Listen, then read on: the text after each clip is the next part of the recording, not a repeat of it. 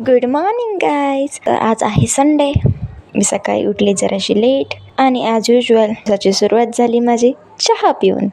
त्यानंतर आज नाश्त्यामध्ये होते पोहे, ऑलवेज फेवरेट.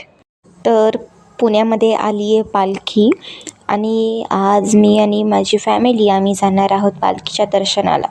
सो मी विचार केला वेळ आहे तर आपण एखादी रांगोळी काढूयात. तर मी आज रांगोळीमध्ये विठ्ठलाची प्रतिमा काढली आहे.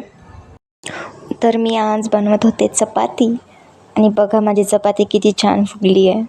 वारी हा एक आपल्या संस्कृतीचा भाग आहे आणि अर्थातच आपण तो 750 वर्षांपासून जपत आलेलो. वारकऱ्यांची वेशभूषा, त्यांचा तो पेहराव, त्यांचं एकमेकांमध्ये मिसळणं, नृत्य करणं, एकत्र होणं, गाणे म्हणणं, भजन म्हणणं, या सगळ्या गोष्टी आपल्या एक संस्कृतीत भागच आहेत. नंतर मला लागली होती भूक, सो मी खाल्ला डोसा.